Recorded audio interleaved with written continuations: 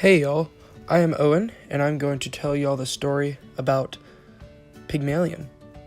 It's about this creepy dude who loves the statue. So basically it all starts with these girls, the daughters of Propoetus, and they all doubt that Venus is a true goddess because they don't see love in their lives or the world. They say, esse negare diem. As punishment for doubting her, Venus turns all the girls into prostitutes and makes them sell their bodies. Then they become completely numb to the crime and just stop caring. Then we get introduced to this dude, Pygmalion, who is the star of our story, and he gets fed up with these bad girls and decides to create a statue. And he started to be like, oh, she cute, and he began falling in love with her. Next, we enter a scene of Pygmalion starting to feel this statue girl up and beginning to fear that he is possibly going to bruise her. So he backs up a little. Then when he returns, he starts giving her 1,000,000 gifts. He gives her sweet words. He gives her pebbles. He gives her little birds. He gives her flowers. He gives her painted balls. He gives her clothing. He gives her rings. He gives her necklaces.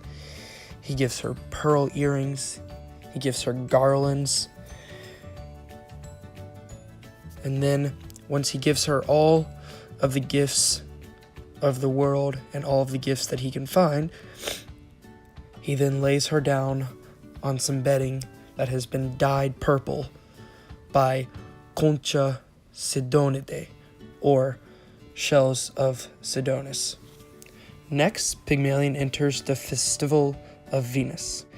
Then he prays, si di dare cuncto potestis sit conjunx opto ebrenea virgo similis mea, which means that he prayed for a wife like the one that he had crafted.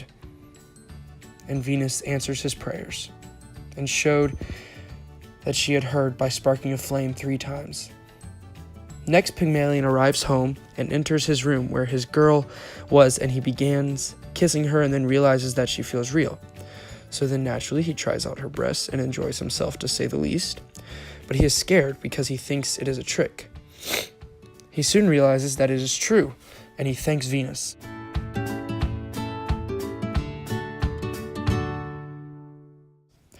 And continues. She wakes up, and they meet eyes, and then he gets her pregnant. By, playing checkers. Or, what you do. After 9 months, or noviens cornibus lunaribus, a baby is born. This baby's name is Paphos, which is also, coincidentally, the name of the island. Well, not coincidentally, because the island is named after the baby. And now you know the story of Pygmalion. That's the end. Thank you very much for watching, and I hope you enjoyed it.